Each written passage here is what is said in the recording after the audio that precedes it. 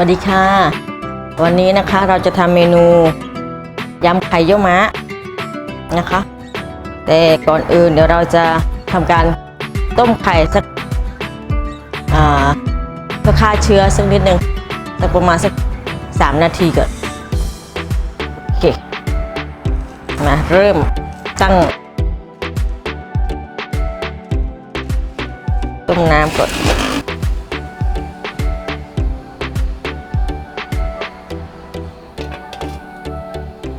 เราจะใส่เกลือไป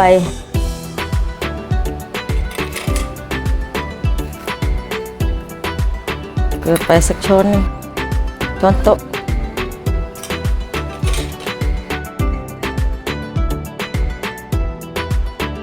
เราโรมน้ำไปแล้ว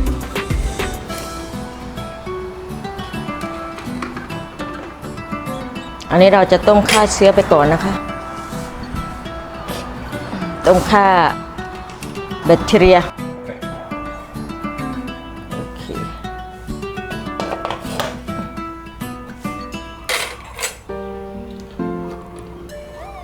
เราจะเอาไข่ลงมาพักให้เย็นก่อนนะคะ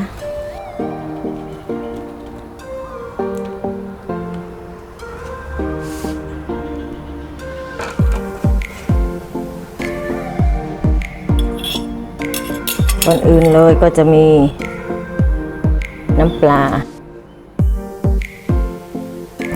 นี่ขอเป็นใส่เป็นพีนะคะความแซ่บจะใส่น้ำปลาไป2 ทัพพี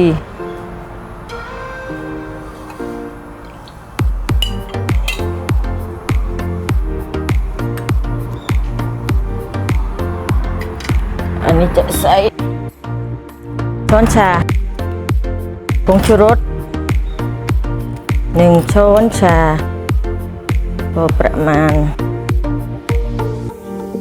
น้ำตาลก็เหมือนกันประมาณ1 ช้อนชา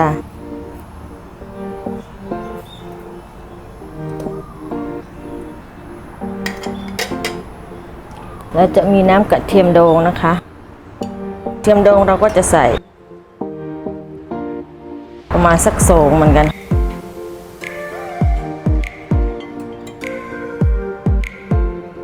เสร็จแล้วมะนาวสดจากต้นนะคะหลังบ้านใส่สักลูก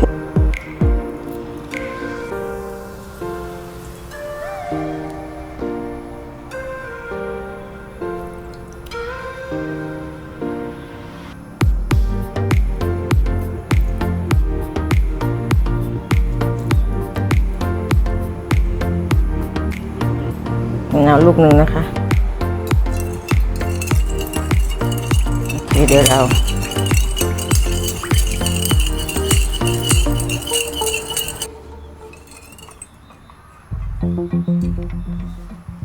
เดี๋ยวเราจะโรยพริกใส่นะคะพริกสีแดง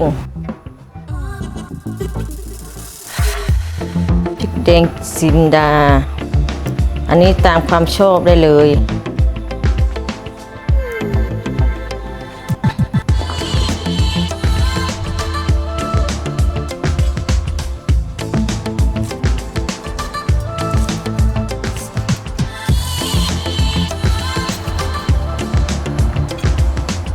นะคะอันนี้แล้วแต่ความชอบเลยนะไปก็จะเป็นหัวหอมเขต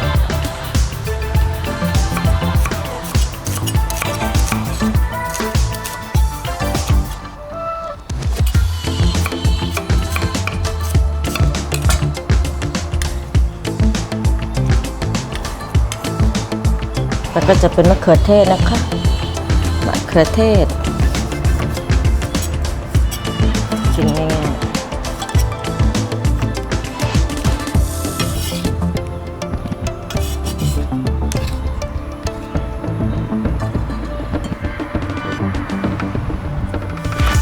ๆใส่สัก2 ลูกแล้วกัน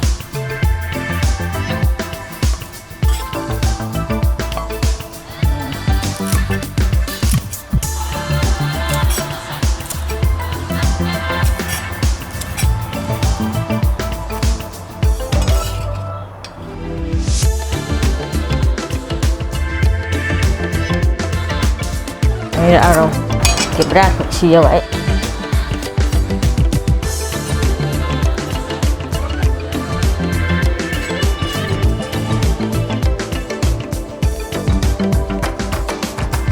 แล้วก็จะเป็นต้นหอมนะคะ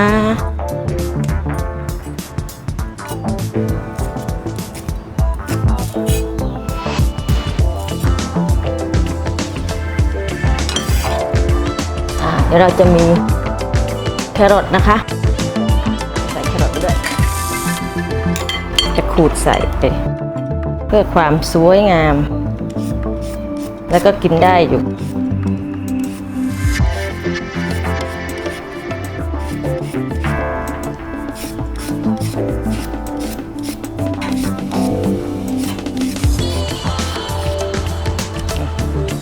พอประมาณ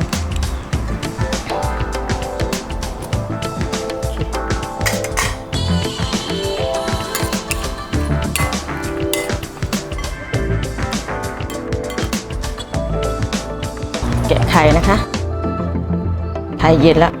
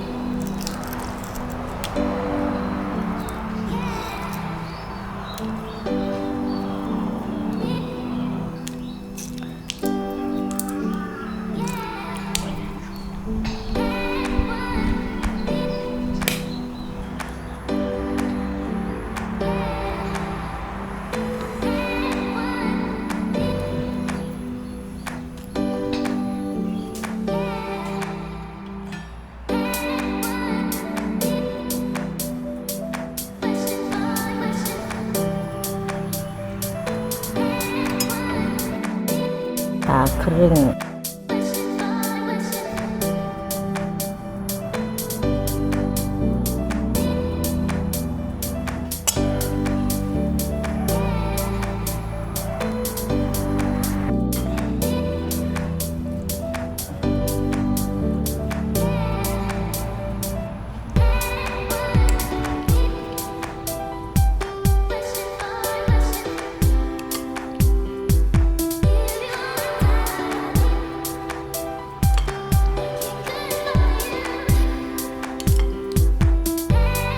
มะม่วงหิมพานต์นะคะ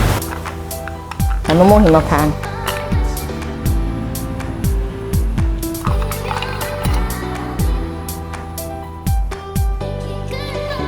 เสร็จแล้วค่ะเสร็จแล้ว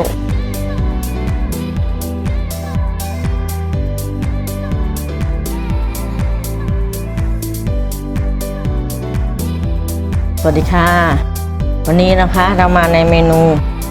ยำไข่เยี่ยวม้า This menu we call spicy salad duck eggs โอเคกินกันเลย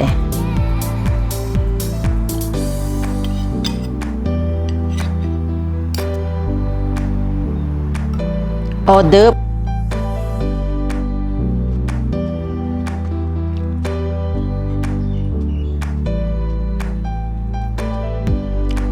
ยัมมี่ค่ะอร่อย